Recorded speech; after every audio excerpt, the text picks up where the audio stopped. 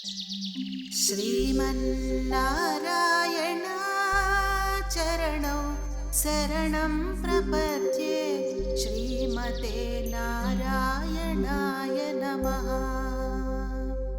श्रीमन्नारायण चरणौ शरणं प्रपद्ये श्रीमते नारायणाय नमः।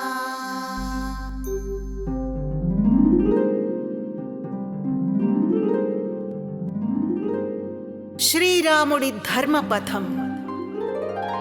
వ్యక్తి ఉన్నతికి, కుటుంబ శ్రేయస్సుకు, సమాజ వికాసానికి, ప్రపంచ శాంతికి, సౌభాగ్యాలకు రామ మార్గమే శ్రీరామ రక్ష అని చాటుతూ ప్రముఖ రచయిత సింహప్రసాద్ గారు వాల్మీకి రామాయణం ఆధారంగా రచించిన రమణీయ రామాయణం శ్రీరాముడి ధర్మపథం. మానవుడిగా పుట్టిన శ్రీరాముడు రామో విగ్రహవాన్ ధర్మః ఎలా అయ్యాడో నిరూపించిన అపురూప గ్రంథం శ్రీరాముడి ధర్మపథం. మాజీ ఉపరాష్ట్రపతి శ్రీ ముప్పవరపు వెంకయ్య నాయుడు గారు ఆవిష్కరించి ప్రశంసించిన అపూర్వ గ్రంథం శ్రీరాముడి ధర్మపథం. ఆ రాముని పాదాలకు దాసోహం అంటూ మీకు వినిపిస్తున్నది రాధాగోపి.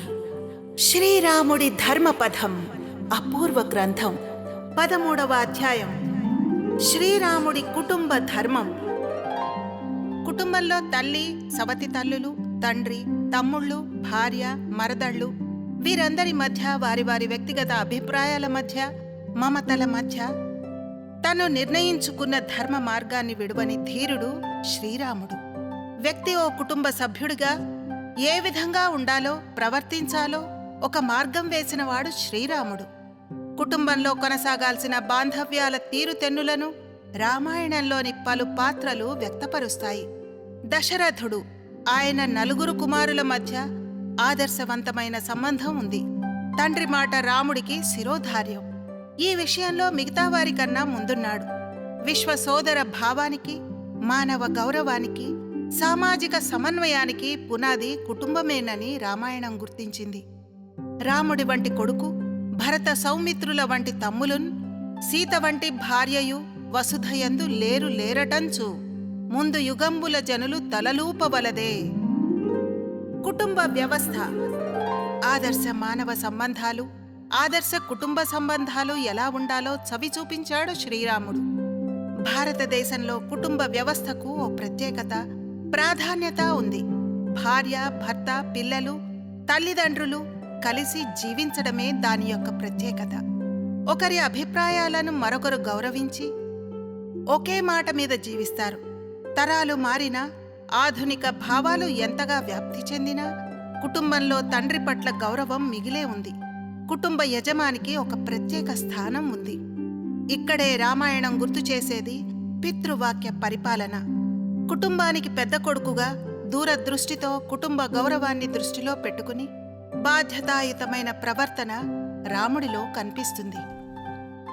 తండ్రి ప్రతిజ్ఞను నెరవేర్చడానికి ధర్మబద్ధుడై సత్యాన్ని అతిక్రమించలేక, తనను ప్రేమతో పెంచి పెద్ద చేసి తన వల్ల దుఃఖిస్తున్న తల్లి బాధను చూడలేక, మనసులో కలిగిన సంఘర్షణను తనలోనే అణుచుకుంటూ తల్లిని ఊరడిస్తాడు. తనంతటి వాడైన లక్ష్మణుడికి తనకు మధ్య కైక పట్ల భేదాభిప్రాయం వచ్చింది. సహనంతో, దూరదృష్టితో ఆలోచించాడు.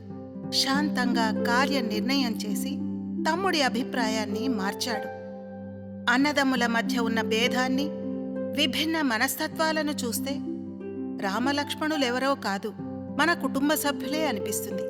తేరిపారా చూస్తే వారిలో మనమే కనిపిస్తాం.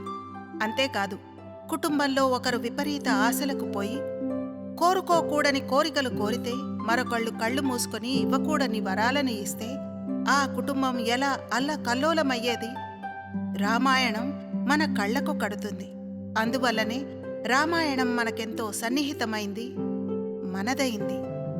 పితృవాక్య పరిపాలన. పితృవచన పాలనే పరమధర్మమని రాముడు అతి స్పష్టంగా నిరూపించాడు. నాస్తి శక్తి పితుర్వాక్యం సమత్రిక్రమితుం మమ. తండ్రి ఆజ్ఞ చాలా ఉన్నతమైనది. అందుకనే తండ్రిని ప్రధానమైన గురువు అంటారు. భరతుడు దూరంగా ఉన్నాడు. నీకు పట్టాభిషేకం చేస్తాను అన్నాడు దశరథుడు. అతడు కైకేయి తండ్రికి వివాహ సందర్భంలో చేసిన ప్రతిజ్ఞ రాముడికి తెలుసు. అయినా సరే అది అధర్మమని చెప్పలేదు. కారణం, తండ్రికి ఎదురాడడం ధర్మం కాదని. అత్యవసర పరిస్థితుల్లో మహారాజు తన తమ్ముడిని లేదా చిన్న కొడుకుని లేదా మరెవ్వరిని అయినా యువరాజుగా చేయవచ్చు. ఆ అధికారం వారికుంది. కాని నిర్దోషిని రాజ్య బహిష్కరణ చేసి అడవులకు పంపే అధికారం లేదు. కైకేయి కూడా తన కొడుకుని యువరాజుని చేయమని కోరవచ్చు, కాని రాముణ్ణి రాజ్య బహిష్కరణ చేయమని ఎలా అడగగలదు? అడగలేదు, అడగకూడదు. కాని అడిగింది. ఆమె అడిగింది తీరుస్తానని దశరథుడు ముందే మాట ఇచ్చాడు.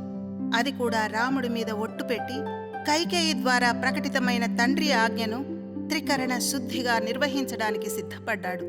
ఆ మాటకు కట్టుబడి రాముడు సింహాసనాన్ని తృణప్రాయంగా భావించి తపస్విగా అరణ్యవాసానికి వెళ్ళాడు. అందుకే మహనీయ పుత్రుడయ్యాడు.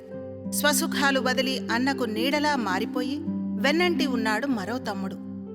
తమ్ముళ్ల మనస్సుల్లో అన్నగా, తండ్రిగా, గురువుగా ముద్ర వేశాడంటే ఆ రాముడెంతటి ఉత్తమ సోదరుడో కదా. పతి ధర్మం, భార్యాభర్తల బాంధవ్యం అనురాగానికి, ప్రేమకు, నమ్మకానికి ప్రతీక. తను అరణ్యవాసానికి వస్తానన్న కౌసల్యతో స్త్రీకి తండ్రి, సోదరులు, బంధువులు కొంతవరకు న్యాయం చేయగలరు. పూర్తి బాధ్యతతో ఆమెకి న్యాయం చేయగలవాడు భర్త మాత్రమే. అతడితో జీవితాంతం కలిసి ఉండాల్సింది భార్యే అంటూ దాంపత్య బంధ ధర్మాన్ని రాముడు చక్కగా వివరించాడు. రాముడు ఒకే భార్య, ఒకే భర్త సిద్ధాంతానికి పునాది వేసి అదే అన్యోన్య దాంపత్యానికి, కుటుంబ క్షేమానికి, సత్సంతానానికి, ఉత్తమ సమాజానికి ఏకైక ధర్మ మార్గం అని చాటి చెప్పాడు. భౌతికంగా సీతారాములు కష్టాలు పొందినా వారి అంతరంగంలో నిర్మల ప్రేమ పరిపూర్ణమై ఉంది. వారి ప్రేమను బాహ్య దృష్టితో గణించడం తగదు. అది హృదయగతమైంది. సీతారాములది కళ్యాణ బంధం ధర్మ సంస్థాపనకై ఏర్పడింది. సీత సచ్చీలత లోకానికి రుజువు కావాలని ఆమెను బాధ పెట్టేది. అయినా అగ్నిప్రవేశం చేయించాలనుకున్నాడు రాముడు. అతడి మనసు తెలిసినట్లు ఆమె తనంతట తానే ఆ పని చేస్తానంది. మౌనంతో అంగీకారం తెలిపాడు రాముడు. సీత నిప్పులాంటిదని తెలుసు. ఆమెను నిప్పు ఏమీ చేయలేదనీ తెలుసు. కాని ఒక భర్తగా కాక ఒక రాజుగా వ్యవహరించాల్సిన సమయం అది. ప్రజలకు జవాబుదారీగా ఉండాల్సిన వాడు తను. కేవలం ధర్మ నిర్వహణకు, ప్రాణానికి ప్రాణమైన సీతను కష్టపెట్టాడు.